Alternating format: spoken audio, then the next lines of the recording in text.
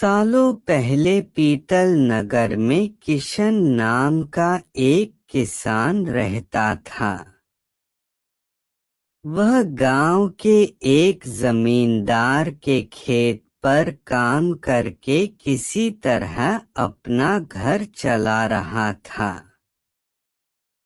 पहले किशन के भी खेत थे, लेकिन उसके पिता के बीमार होने के कारण उसे अपने सारे खेत बेचने पड़े। मजदूरी में मिलने वाले पैसों से पिता का इलाज कराना और घर का खर्च चलाना मुश्किल हो रहा था। वो हर दिन सोचता कि कैसे घर की स्थिति को बेहतर किया जाए। आज भी इसी सोच के साथ किशन सुबह सुबह जमींदार के खेत पर काम करने के लिए निकला। खुदाई करते समय उसकी कुदाल किसी धातु से टकराई और तेज आवाज हुई। किशन के मन में हुआ कि आखिर ऐसा क्या है यहाँ।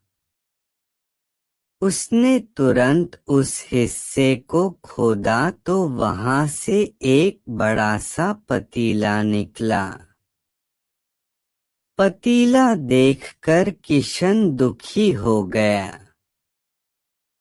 किशन के मन में हुआ कि ये जेवरात होते तो मेरे घर की हालत थोड़ी सुधर जाती।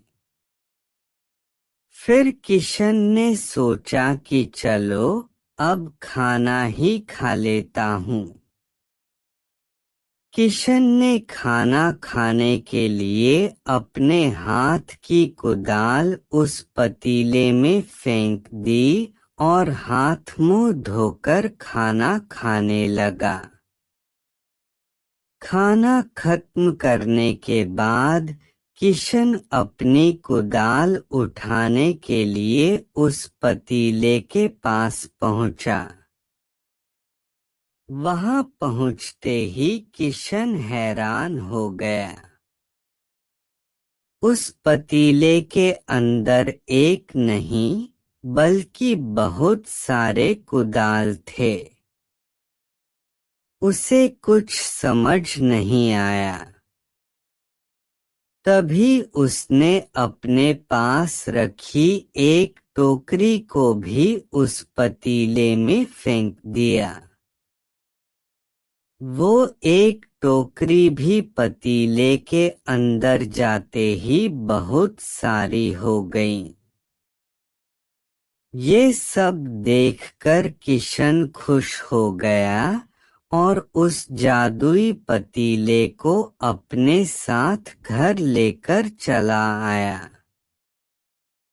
वो हर दिन उस बर्तन में अपने कुछ औजार डालता और जब वो ज्यादा हो जाते तब उन्हें बाजार जाकर बेच आता। ऐसा करते करते किशन के घर की हालत सुधरने लगी।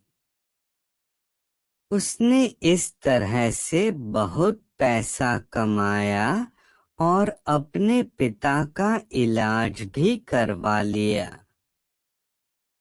एक दिन किशन ने कुछ गहने खरीदे और उन्हें भी पतीले में डाल दिया। वो गहने भी बहुत सारे बन गए। इस तरह धीरे धीरे किशन अमीर होने लगा और उसने जमींदार के यहाँ मजदूरी करना भी छोड़ दिया। किशन को अमीर होते देख जमींदार मोहन को किशन पर शक हुआ। वो सीधे किशन के घर पहुंचा। वहां जाकर उसे जादुई पतीले के बारे में पता चला। उसने किशन से पूछा, तुमने यह पतीला कब और किसके घर से चुराया? डरी हुई आवाज में किशन बोला, साहब, ये पतीला मुझे खेत में खुदाई के समय मिला था। मैंने किसी के घर चोरी नहीं की है। खेत में खुदाई की बात सुनते ही जमींदार ने कहा, यह पतीला जब मेरे खेत से मिला तो यह मेरा हुआ। किशन ने जादुई पतीला न लेकर जाने की बहुत मिन्नतें की, लेकिन जमींदार मोहन ने उसकी एक नहीं सुनी। वो जबरदस्ती अपने साथ वो जादुई पतीला लेकर जमींदार ने भी किशन की ही तरह उसमें सामान डालकर उन्हें बढ़ाना शुरू किया। एक दिन जमींदार ने अपने घर में मौजूद सारे गहने एक एक करके उस पतीले में डाल दिए और रातों रात बहुत अमीर हो गया। एकदम से जमींदार के अमीर होने की खबर पीतल नगर के राजा तक पहुंच गई। पता लगाने पर राजा को भी जादुई पतीले की जानकारी मिली। फिर क्या था, राजा ने तुरंत अपने लोगों को भेजकर जमींदार के यहाँ से वो पतीला राजमहल मंगवा लिया।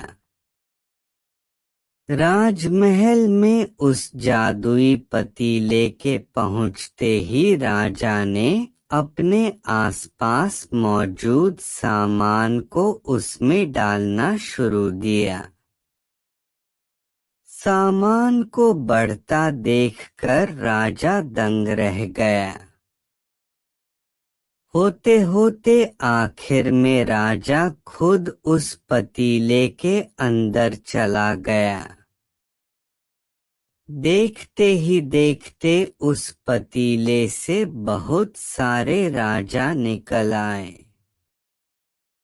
पतीले से निकला हर राजा बोलता, मैं पीतल नगर का असली राजा हूँ। तुम्हें तो इस जादुई पतीले ने बनाया है। ऐसा होते होते सारे राजा आपस में लड़ने लगे और लड़कर मर गए। लड़ाई के दौरान वो जादुई पतीला भी टूट गया। जादुई पतीले के कारण राजमहल में हुई इस भयानक लड़ाई के बारे में नगर में सबको पता चल गया। इस बात की जानकारी मिलते ही मजदूर किशन और जमींदार मोहन ने सोचा, अच्छा हुआ कि हमने उस जादुई पतीले का इस्तेमाल सही से किया। उस राजा ने अपनी मूर्खता के कारण अपनी जान ही खो दी।